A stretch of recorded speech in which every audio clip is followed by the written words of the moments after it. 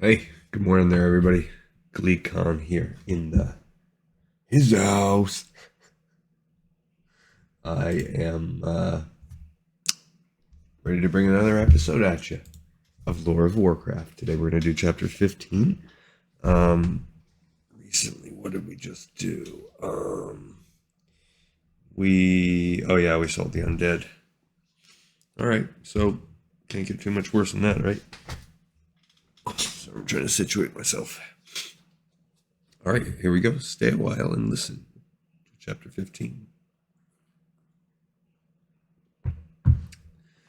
The voice was constantly in Illidan's head, whispering what at first were unthinkable things. Yes, he was jealous of his brother, but the sorcerer could never see himself causing Malfurion any harm. That would have been like cutting off his own left arm, and yet he could not help finding such thoughts also a slightly bit comforting, a way in which his misery over losing to Rhonda could be somewhat assuaged. Deep down, Illidan still harbored some slight hope that she would see things differently, that the priestess would realize how superior he was to his brother. The foul mist that had spread all the way from Zinajari did nothing to lighten his mood. As he strode up to Lord Ravencrest, he saw that the bearded noble looked none too pleased either. Despite their renewed progress, now not only were Malfurion and Krasis gone, but Ronan had yet to return from the mission upon which he had insisted on going. Illidan was certain that the Night Elves could survive without the other spellcasters, but he at least would have preferred the human to return. Ronan was the only one capable of teaching him anything concerning his craft. Going down on one knee before his master, Illidan bowed his head. "My lord." "Rise, sorcerer. I summon you to prepare yourself and the others for departure." "But Master Ronan has but minutes ago returned and reported. What he tells me urges our immediate march. We must crush the demons and take the capital as soon as possible." Easy peasy. That Illidan had not sensed the wizard's return surprised the younger night elf. As he stood, he said, "We shall be ready to ride." The sorcerer turned to depart, but Ravencrest shook his head. "That isn't the only reason I've summoned you, lad. It's to tell you what the wizard discovered, and it is for your ears only." Illidan's chest swelled with pride. "I will tell no one, not even the Moonguard. Not until I tell you to do so. Yes, lad. Hear what Master Ronan discovered and digest it well, if you can." Then the Master of Blackrock-Hold related the horrific tale of what had happened to Ronan's party. The sorcerer listened first with disbelief, then astonishment. He did not, however, react with the disgust, the dread with which Lord Ravencrest did. Instead, for the first time, Illidan found himself admiring the audacity of the demons. "I didn't think such was possible," he said once the noble had finished. "What command they have of their spellwork." "Yes," returned Ravencrest, not noting Illidan's morbid fascination. "Too dark and lethal a command. We now face a greater threat than even I believed. How abominable a thing to consider, even by them." Illidan did not see the matter in the same light. The demon spellcasters allowed no limits to their imagination. They worked to create whatever their abilities allowed, the better to gain their ultimate goal. While a goal itself was not to be admired, the efforts of the warlock surely were. "I wish that we could capture one of the Eridar," he murmured. The sorcerer imagined conversing with the demon, learning how its manner of spellcasting differed from his own. "Capture one? Don't be silly, lad. I expect them to be slain on sight, especially now. Every dead warlock means less chance for a repeat of this horror that Master Ronan and the others confronted." Quickly smothering any hint of his esteem for the warlocks, Malfurion's brother quickly nodded. Of course, my lord. That remains one of our highest priorities." "I should hope so. That's all, sorcerer." Illidan bowed, then immediately retreated. His mind was a whirl with thoughts concerning what he had just learned. To raise the dead? What other fantastic feats could the Eridar perform? Even the two wizards had never hinted of such abilities, or surely they would have seen the good sense in calling up the battlefield casualties of both sides to use against the Burning Legion. Lord Ravencrest was making a terrible mistake. How better to defeat an enemy than to learn their strengths and add them to your own arsenal? With such skills added to those which he had already picked up, Illidan believed he would be nearly capable of crushing the demons by himself. Surely then Tyrande would see that he was the superior choice. "If only I could learn from them," he whispered. Almost as soon as he said it, Illidan glanced around anxiously, certain that there was someone nearby who had heard. However, the sorcerer found his immediate surroundings empty, the nearest soldier many yards away. More confident again, Illidan marched off to rejoin the Moonguard. He had much thinking to do. Much thinking. The shadow moved away from Illidan's retreating back, skirting the tent of Lord Desdal Stareye. Even with his hooves, the figure walked silently across the harsh ground. Guards making their rounds somehow missed seeing him, despite being very near at some points. Only those who chose to see or hear him ever did so. So he's like stealth. Xavius leered, quite pleased with his efforts. The satyr had not only served his glorious master, but set well into motion his own vengeance. He had marked the druid's brother immediately, and now the process of corruption had begun. The questions, the desires were there, and Illidan Stormrage himself would now fan the flames. It was only a matter of time. The satyr slipped out of the camp to where the others awaited him. Even Archimond did not realize everything Xavius plotted, for the former night elf answered now to Sargeras alone. Neither Archimond nor Manaroth had any sway over him. Yes, Xavius thought, if all went as planned when Sargeras entered the world, it would be he who stood at the right hand of the Demon Lord, and Archimond and Manaroth would be forced to kneel before him. I don't see that happening. Pain woke Krasis, pain that racked every fiber of his being. Even trying to breathe hurt so very much. Hush, hush, twittered a feminine voice. You are not yet fit to rise. I don't know what this is yet, so... He tried opening his eyes, but that also proved too much of a strain. Oh, sleep, sleep. Her voice was pure music, but had in it something that told the stricken wizard that she was more than a human or a night elf. Krasis fought against the suggestion, but his strength abandoned him and he drifted off. Dreams of flight filled his slumber. He was a dragon again, but this time he had a proud plumage like a great bird. The mage thought a little of this, simply thrilled to be aloft once more. The dream went on and on, never ceasing to tantalize him. When someone shook Krasis and finally tore him from it, he almost cursed the intruder. Krasis, it's Malfurion! Awaken! The dragon mage grudgingly returned to consciousness. I am with you, druid. Praise Elune, I thought you would sleep forever. Now that he was awake, Krasis realized that the night elf had quite possibly done him a tremendous favor. I believe I was supposed to sleep, at least until our host returned. The slim spellcaster looked around at their surroundings, and perhaps I am still sleeping.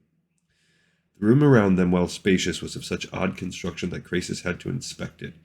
It was formed from many, many branches, vines, and other material packed together with dirt and more. I wonder if it's like a little dryad. The room was rounded at the ceiling, and the only entrance appeared to be a hole to his far right. He looked down and noticed that his own bedding was of similar material, made soft by a draping of fresh leaves artfully woven together. On a small table made from the stump of a tree, a bowl carved from an impossibly huge nut held water, which he assumed was for him. Drinking is hard. Sipping from it, the dragon mage continued his inspection. His eyes narrowed as he realized that what he had taken for an inner wall was, in point of fact, a passage. The curve of the room and the way the walls had been created made it almost impossible to see the corridor without standing directly in front of it. It goes for a very long distance, Malfurion offered. I found another much larger chamber, and from that I went on to two more. Then I ran across more corridors and decided I had better return to you. A wise thing, Krasis frowned. His sharp ears had picked up a sound from without that he had finally been able to identify. Birds. Not just one type, however. The bird heard at least a dozen different calls, some of them extraordinarily unique. What is outside? What is outside? I'd rather not say, Master Krasis. You should see it yourself. I hate it when people do that. Like, what? Tell me. I will. I can see it too. His curiosity stirred. The slim figure rose and walked to the opening. As he neared it, the calls grew more intense, more varied. It was as if every type of bird nested outside. Krasis hesitated, surveying the room again. That was what his surroundings reminded him of, a huge bird's nest, or this could be, a harpy, but like an ancient version. Already suspecting he knew what he would see, the dragon mage stuck his head through the entrance. It seemed that every species of bird did nest around them. Certainly they had the room, or the, Talon people from Burning Crusade, I can't remember those birds' names. Arakoa. Everywhere Krasis looked, he saw huge, outstretched branches filled with foliage. In each of the branches, some avian had made its home. At a quick glance, he saw doves, robins, cardinals, mockingbirds, and more. There were birds from temperate zones and others from more exotic climes. They intermingled, they sang together. There were berry feeders, fish catchers, and even those who preyed on other birds. although the last seemed quite content with the rabbits and lizards they now brought for their young, or maybe this is another demigod, a bird demigod. Gazing above, Croesus discovered more nests. The foliage of this incredibly huge tree was filled to the brim with all the birds of the world. It was also filled with the astounding structure of which this chamber was one of only hundreds. One of only hundreds? That's what threw me off. Like the myriad tunnels of a giant ant colony, the nest spread throughout the branches. A quick estimate by the wizard measured it large enough to house the entire Night Elven army, mounts included, plus the refugees, with more than ample room to spare. Despite its outwardly weak appearance, Croesus was also quick to see that the edifice was more durable than it seemed. As the wind rocked, the foliage of the nest waved and adjusted accordingly. The dragon mage touched one edge of the entrance and realized that it was held together better than the stones of a mighty fortress. Then he finally looked down. To imagine that a dragon could suffer from vertigo would once have been impossible for Croesus to even consider, yet now he teetered at the entrance, unable to come to grips with what he saw. "Master Croesus," Malfurion pulled him away from the entrance. "You almost fell. I'm sorry, I should have told you what to expect." "Yeah, duh." Croesus exhaled, regaining his senses. "I'm all right, my friend. You can release me now. I know full what to expect now. You can release me." "I had to throw myself back when I first looked," the druid told him. "I was afraid that I'd be blown outside by the wind." Now better prepared, Croesus returned to the opening. He gripped the sides and peered down again. The tree extended down for as far as he could see, branches jutting out everywhere. As elsewhere, birds perched or nested in them. Croesus stared as best he could, but of the base of the tree he could still make out no sign. Clouds drifted past, huge ones that signified just how high up they were. The night elf came up beside him. "You can't see the ground either, can you?" "No, I cannot." "I've never heard of a tree so vast, so huge that one could not see the ground beneath it." "I have," Croesus replied, dredging up ancient memories from his ravaged mind. It is Ganir, the mother tree. It is the place of all winged creatures, separate from but a part of the mortal world in a manner akin to the Emerald Dream. Ganir is the tallest tree atop the tallest peak. The fruit it bears carries the seeds of all earthly trees. He thought further. It is the home of our host, the demigoddess Aviana.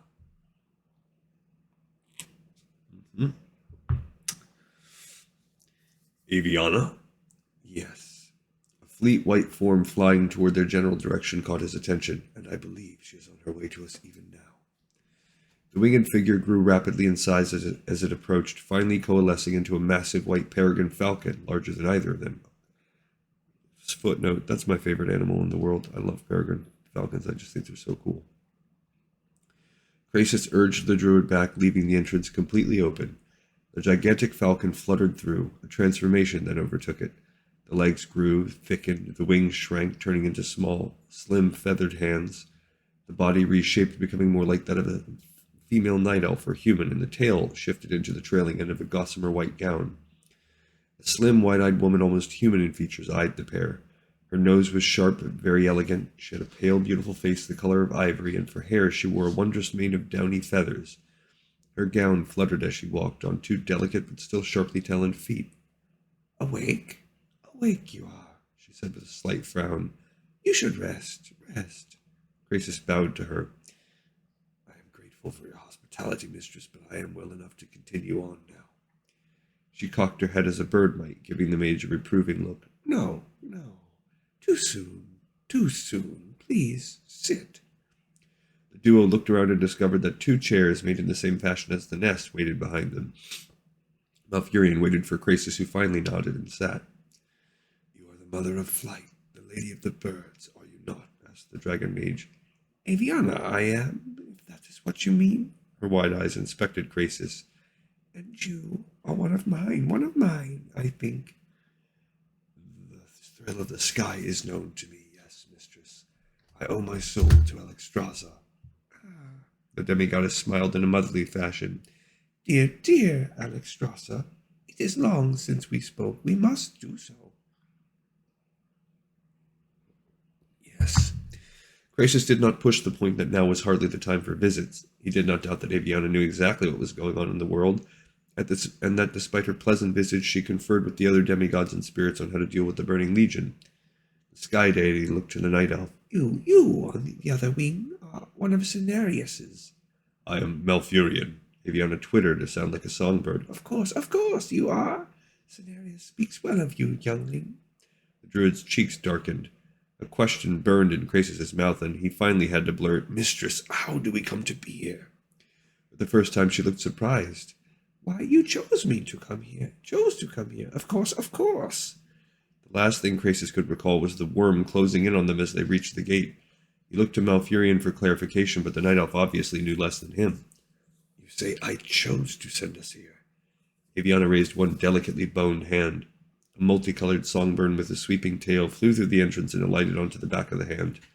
The demigoddess cooed at the small creature, which rubbed its head against hers. Only those who truly desire to come here do. This one found you and your friend lying among the branches. The branches! There was also much scattered flesh of a very large and tasty worm. The children will feast for some time on it. Malfurion looked sick. The mage nodded. When he had blacked out, the portal had collapsed, cutting the huge worm in two. Ignoring his own distaste, Krasus said, I am afraid that this is the sole time that it was in complete error, mistress. I did not mean for us to come here. I cast a spell that went awry. Her petite mouth formed another smile. So you do not wish to fly again? Krasus grimaced. I would like nothing more. Then that is in part why you ended up here. The dragon mage mulled over her words. His continual longing to be what he was had evidently influenced his spellcasting, and Aviana had sensed it. But there's nothing you can do for me. So sad. The demigoddess let the songbird fly out again. But perhaps I can, if you truly insist on departing. I do. Very well. From within the inner plumage of her left wing, Aviana plucked one feather. As she held it up, a silver sheen covered it. The sky deity handed the feather to Krasus, who took the gift with reverence and studied it. Certainly Aviana's feather had power, but how would it enable him to fly? Place it upon your chest. After some hesitation, Krasus pulled open the top of his robe, revealing his chest. He heard Malfurion gasp, and even Aviana stared at him with wider eyes. So you are indeed one of mine. He had forgotten about the scale. Taken from his younger self, it felt so comforting that he had forgotten it. Briefly, he pondered whether he could have used it to somehow penetrate the barrier, but quickly realized that by the time they had reached the area, Neltharion had sealed off the dragon's domain from all but his own sentinels. The Earth Warder had wanted no one disturbing his final spell work. Will your plans still work? He said. He asked. But of course. More so now. Placing the feather against the part of his chest that was not covered by the dragon scale, Krasus waited. The downy piece adhered much as the scale had. The silky tendrils of the feather spread flat, and as Krasus watched, the tendrils suddenly grew. They reached along his torso, snaking over it in every direction. Malfurion looked distraught, but Krasus shook his head. He understood what Aviana intended and welcomed it. The dragon mage's heart pulsated at twice its normal rate, and he felt the urge to go leaping out of the nest. Not yet, warned the demigoddess. You will know when its work is done. A peculiar sensation spread across his upper back near the shoulder blades. Krasus felt his garments shift and heard slight rips. There's something coming out of the back of your robes, the druid gasped. Even before they began to stretch to define themselves, Krasus knew what they would be. Huge, expansive white wings identical to the ones that Aviana had worn when transformed into a bird. Thick white feathers covered them. Krasus instinctively flexed the wings and found them as responsive as his own. It's kind of cool. He's like a angelic type look. That's kind of neat. They are yours for this journey. The dragon mage indicated his companion. What about him? He is not born to the sky with learning, yes, with learning.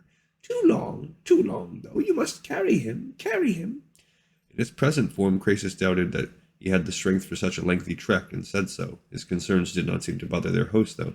That's a little foreshadowing of how he's going to become a shape changer.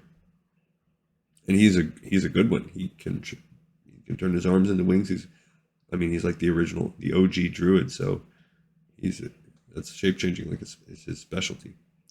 This time, Aviana plucked a single strand from another feather. She brought it to her lips and gently blew it toward Malfurion. The druid looked uncertain, but stood his ground as the tiny bit of feather drifted over him. It touched his shoulder, adhering there. Malfurion shook once, then found great satisfaction with his hands, his legs, his entire body. I feel! He jumped up and nearly struck the ceiling, landing. Malfurion grinned like a child. The bird-like deity smiled at both, her gaze returning to Krasus. You will find him no burden at all. No burden at all. Krasus choked up. He had not realized until now how great his distress had been over losing his ability to soar among the clouds. A tear slipped from one eye as he went down on his knee before Aviana and said, Thank you. No need for gratitude, no need. She bid him to rise, then led both toward the entrance. Away you will fly, to that high branch, then the right, through the clouds, and descend.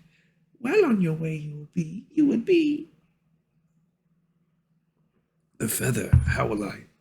She put a gentle finger to the mage's lips. Hush, hush, it will know. As Malfurion joined Krasus, Aviana grew more solemn and said to the Druid, Your Shando wishes you to know that he is with you. We do not ignore the danger. Our will is strong. Thank you. That gives me hope. It gives all of us hope, added Krasus. If only we could do something about the dragons. She agreed. Yes, even we do not understand what goes on there. Our two visitors eyed each other, Krasus saying, They have a plan, but there is a threat too. Suddenly his mouth felt as if full of cotton. His tongue seemed to twist. Aviana waited for more, but Krasus could give her nothing. Seeing his silence as some hesitation of his own, the demigoddess gave him a respectful nod, then bid the dragon mage to step to the hole. Krasus did so immediately, almost leaping into the sky. The wings instantly reacted, carrying him aloft. Around the area, birds twittered and sang out in recognition of a fellow flying creature.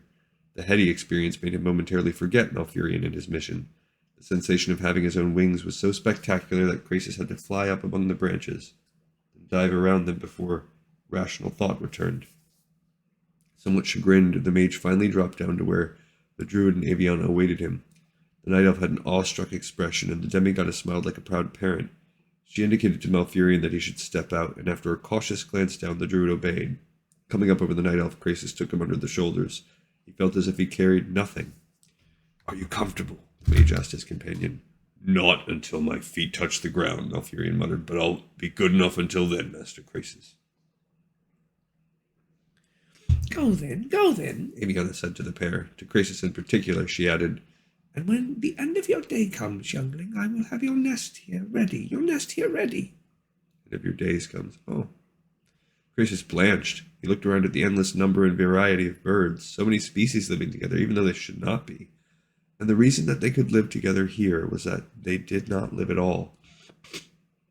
These were their spirits, brought up here by the demigoddess. Somewhere there would be larger flying creatures, perhaps the hippogriff that had been slain, and of course those dragons who had seen the end of their days. Go now, the white figure cooed. You shall return soon enough. Now that's kind of at odds with the Shadowlands, so here he is kind of implying this is where flying people, but we know that there are plenty of them in the Shadowlands, so retcon that a little bit. Scrap that. Only the ones that choose can come here. It's sort of like a heaven for them.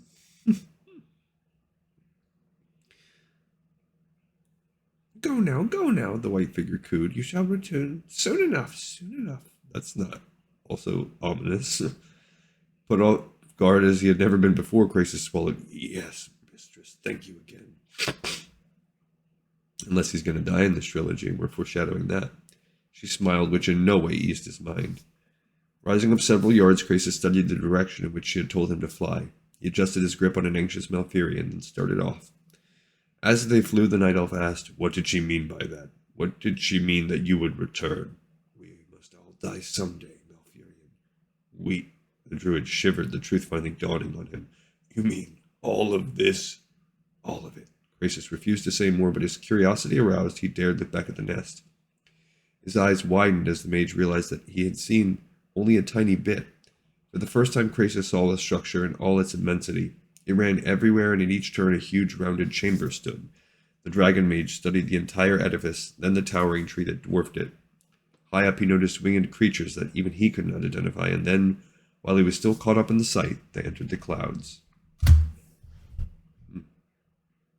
Okay. It's almost like they were traveling in the Shadowlands or something, kind of. I don't know. Yeah, I feel like that's not solidified enough. All right, well, that was... I actually thought that was kind of neat. I don't know how... I guess technically a portal could take you to the Shadowlands if we're looking at Shadowlands now, because you can just teleport to Oribos. Or take a portal from your capital. But yeah, again, we're stretching to try to figure out how to retcon that situation. All right, guys, thank you so much for listening. Not a bad chapter, I think. So they're going to come back. I feel like that was a pointless diversion. They did all this effort to fly to the dragons to meet a portal and not really be allowed in. They can't communicate what they saw, not even really to one another. And now they flew back. So with like nothing, gain nothing, lost, like it just, whatever. I guess it was neat for story, but I feel like, yeah, that's a way that they could add 2 to 4 filler chapters and make this book a little longer. Okay, everybody. Another episode in Pipes 5x5. I will see you on the next episode of Lore of